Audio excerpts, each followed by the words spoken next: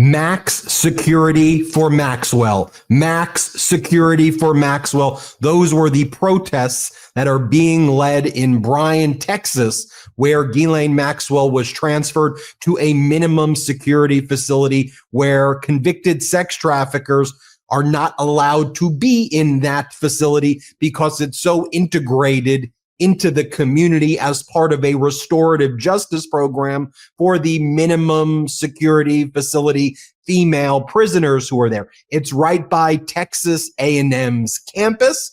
Texas A&M campus has lots of programs with the minimum security female inmates, like raising puppies for disabled persons, education programs that benefit Texas A&M students learning to become teachers who work with the female inmates in rehabilitation type settings. So Donald Trump and Trump's DOJ, as you now know, not only gave Ghislaine Maxwell immunity from the statements that she gave to Trump's DOJ when they rushed to speak with her. They rushed to speak with Ghislaine Maxwell in Tallahassee before moving her to Texas quicker than they sent federal resources to deal with people's dying from the flash floods in Texas. And now they're giving Ghislaine Maxwell more freedom than the Texas state legislature is giving State Representative Nicole Collier, who they locked up in the Austin State Capitol building because she refused to sign a document that would give the power of 24-hour surveillance over her to the GOP, who want to monitor her to make sure she's there so that they have a quorum to implement their racist maps. Let me just show you how pissed off the community is in Bryan, Texas right now because a convicted sex trafficker has been moved into their town. I mean, think about it. Would you want to have a convicted sex trafficker move next door to you or down the block? And Trump is doing this to cover up the Epstein Files. He's bringing a convicted sex trafficker into this community. Watch how pissed off the community is. I think this should be a national story to see these types of protests. But of course, corporate news wants to cover up the protests. Here, play this clip. Ghislaine Maxwell was moved to this federal prison camp behind me earlier this month, upsetting some in our community and sparking a Saturday morning protest. No justice! No peace! We don't believe that Maxwell should actually be at this facility. Members of our community marched in Bryan on Saturday morning in protest of Ghislaine Maxwell being housed at the Bryan Federal Prison Camp. The protest was organized by the Brazos Valley Community Coalition. One of the protesters, Serena Wedeking, tells me they want to raise awareness. Don Marshall is running for the 10th Congressional District of Texas. I mean, she went from New York to Florida to here. Why here? Why now? And they can say, well, it's for her safety. Well, how is this place going to be safer when it has got less security? So a lot of questions aren't being answered. Marshall also tells me that the protest is an outlet for them to feel like they're doing something by bringing visibility and information. In your neighborhood of Bryan, I'm Tyler Dupnick. Also, just in a kind of weird set of circumstances, there was a shooting that took place in the past day or two right outside that Bryan facility. It was viewed as an active shooter situation. The police are saying it's unrelated to Ghislaine Maxwell being there. But now there was an active shooter situation that took place there that like SWAT and FBI had to respond to. So just a strange turn of events that took place. And they claim it's just a coincidence that happened, but I'll look into that one. But just to show you, Ghislaine Maxwell, she gets to go to this incredible facility where she gets to walk around, go wherever she goes. Meanwhile, you have the MAGA Republicans in the state house. They locked up a Democratic state legislator, locked her in the room on the floor of the House there until she signed away her rights to not be surveilled 24/7. So Midas Touch got the exclusive with Nicole Collier, and here she talked about being held hostage. Republicans held her hostage, treated her like a prisoner. Here, play this clip. Today, when quorum was restored, the speaker announced that those who had left the state for break a quorum would be required to sign a permission slip agreeing to be released into the custody of DPS so that they can ensure the return of those members so that they can have a quorum on Wednesday to pass those racist maps. I refused. I just refused to sign this piece of paper. I'm not a criminal. I'm exercising my First Amendment right to resist in my speech. And so I refused to sign. And so I was told that I was going to have to stay here on the floor. They have locked the doors. The sergeants have been instructed not to allow me to leave until I have a permission slip. Now, since we started, I have been informed that I could go to my office. So I have authority to go to my office or back to the floor as long as I'm escorted by a sergeant, and DPS will be following me. Now, finally, the one other news that I think is important to discuss as well, the Epstein Files were supposed to be turned over by the DOJ to the House Oversight Committee on Tuesday. The subpoena required a return on August 19th, but now MAGA Republican chair of the House Oversight Committee, James Comer, is saying that that the DOJ will start a rolling production on Friday, not the whole thing. They're just going to dribble it out starting on Friday, which to me just means more of the cover-up taking place. Let's bring in Talking Feds host Harry Littman from the Talking Feds YouTube channel, which you all should subscribe to the Talking Feds YouTube channel. Harry, a lot to discuss here, from the protests to the disparate treatment of how a Texas state legislature is being treated versus a convicted sex trafficker, and then the cover-up. Choose your poison or medicine, I suppose. Which one? I'll do it. Let me just see if I can remember. Let me take it in reverse order. This production, we didn't expect it, and the first of all, Comer, who is the head of the Oversight Committee, was required to send out this subpoena because of bipartisan. This is actually the one vote that took place with both Dems and Republicans. There was a majority. He had to send it along. You could have imagined DOJ trying to, wriggle out of it. And of course, at the end of the day, if there's a contempt, where does that referral go to? The DOJ. So it's a sort of rigged game. But you're right. They are producing. Now we have they've also given up the whole canard that, the real materials are in the grand jury or whatever. This is the stuff. Now there's 300 gigabytes of material. If those were just pages, it'd be a couple million. And so I think the fact that they have begun to sift a few of these and send them over to the Hill, or they say they're going to, starting imminently, there's still many, many, many ways that they can bob and weave. But, maybe they have decided after every sort of effort of diversion that, some measure of compliance is better than the kind of hole they had found themselves in and kept digging deeper. The other thing to mention about this, Ben, is the Republicans, at the same time as the committee as a whole said to DOJ, give us the docs. The Republicans, you may remember, subpoenaed 10 people who it's ridiculous to think they had anything to do with with any of the Epstein stuff. We're talking about, Eric Holder and Loretta Lynch and Merrick Garland. So all fed this talking point that Trump was selling at the time. He's since moved in 8 different directions in 6 days.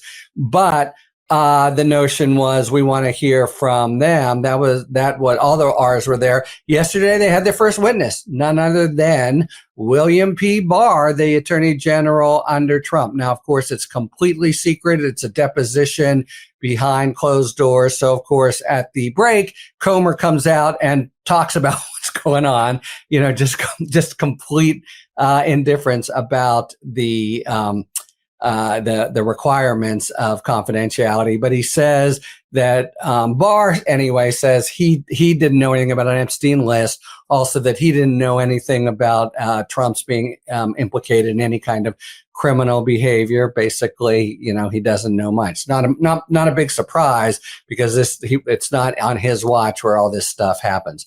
Okay, that's number two. That's the first one. The second one is the one that's blowing my mind, and I feel like, what planet did I land on?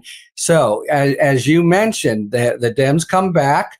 A deal is cut that supposedly the Texas guys are going to get 5 new ones, and it'll be counterbalanced by 5 new blue seats in California. But in their for several days, they were trying to force them to come back, and they had nothing. They were there. There was no crime. There was nothing they could do. But now there's a spirit of vengeance or something. And they said to each of the Democrats, sign this piece of paper where you promise we can have a police officer, not to protect you, of course, but to go with you. So if you even turn in the direction of the border, they bring you back. And great scoop, by the way, really interesting talking. And I gotta agree, the facilities sleeping in the legislature, I can't imagine the foods and bathrooms and other things are quite as good as some aspects of Club Fed where Maxwell is. But she said, I'm not going to sign it. And they said, okay, you can't leave. I don't get it. I'm a former criminal prosecutor. You a former criminal defense practitioner. That's an arrest.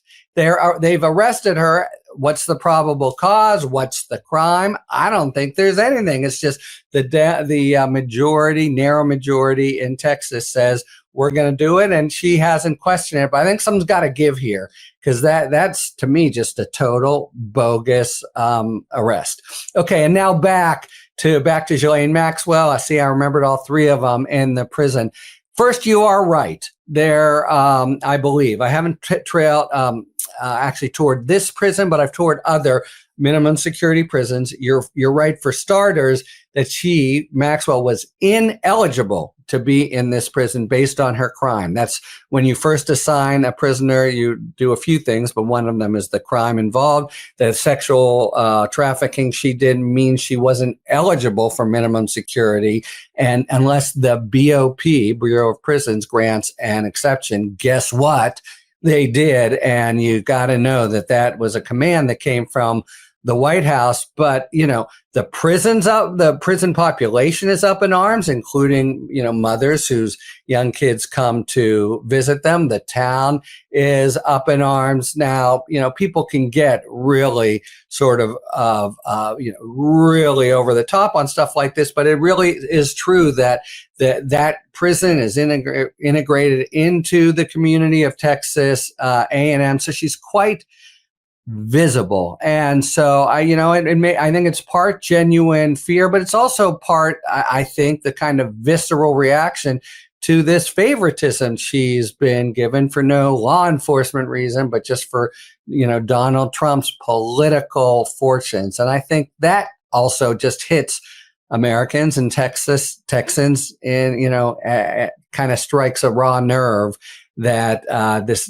such a sort of special kind of facility that really is and should be reserved for people who are near getting out or are learning a trade or are really positioned to return to being constructive members of society, not the Ghislaine Maxwells of the world. So it doesn't surprise me. And at this point, right, the prison population there, much of Texas, but literally the community, the only person who gives her much solicitude is Donald Trump and Todd Blanche. But of course, that's what she's betting on, that those two, even if she's reviled everywhere else, will somehow come through with for her and reduce this 20-year plus sentence that she's now appealing to the U.S. Supreme Court.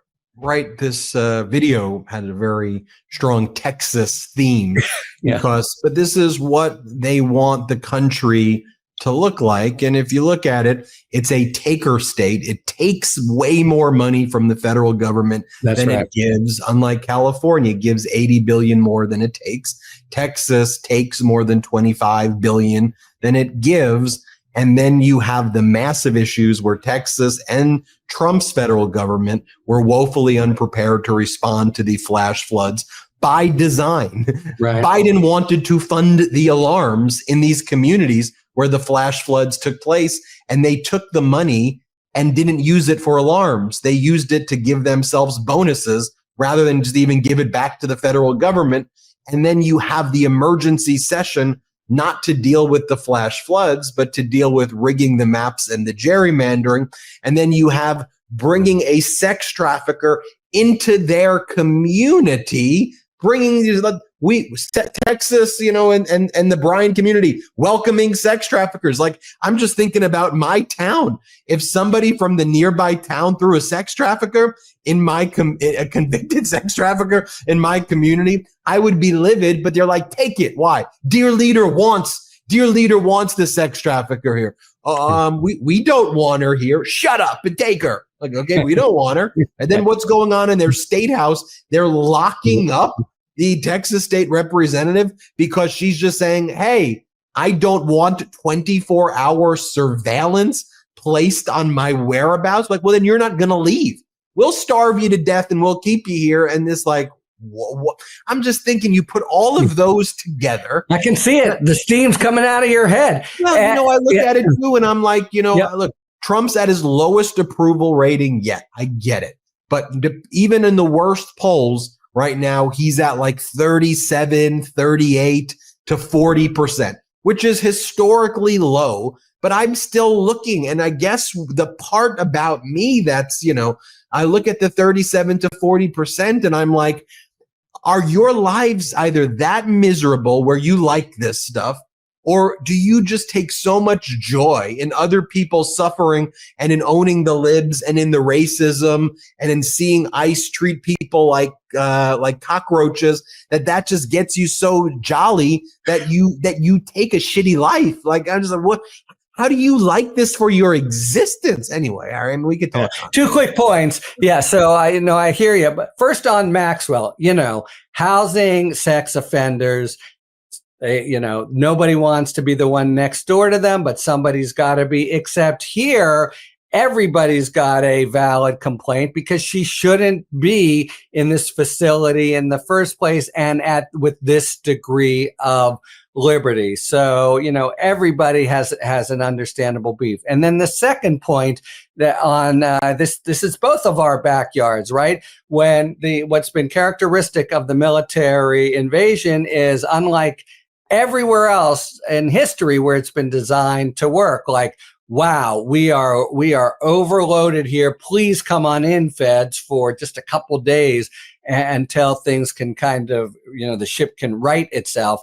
It's the opposite. It's California saying, don't come in. We're fine. There is no emergency. Same thing in DC. And if you do come in and take over our National Guard, guess what? This is like Santa Ana Windsor. We need them for real stuff that's going to be happening any moment. Now, it so happened that, this was done quietly, not at all the sort of fanfare of bringing everyone in with the masks and the boots.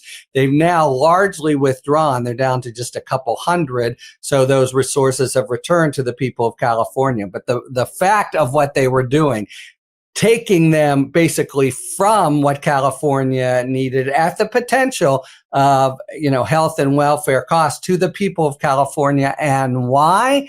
Basically to make a big strongman point. And, this is even more pitched in DC, where anyone who's ever lived there, the neighborhoods of monuments and are just swarming now with agents. It feels like an occupied nation's capital, and they're not there because the officials in Washington want them there. They're there to throw their weight around Cal and intimidate the nation's capital. Ugly, ugly stuff. Harry Littman, Talking Feds. Appreciate you as always. I got all three. I'm proud of myself. I mean, look, you did clerk for 2 Supreme Court. Everybody hit subscribe. Let's get to 6 million subscribers here. More importantly, subscribe to the Talking Feds YouTube, the Talking Feds Substack, and the Talking Feds podcast. Thanks, Harry. Thanks, Pat. Thanks for tuning in. If you enjoyed this video and other Talking Feds content, please take a second to like and subscribe. Talk to you later.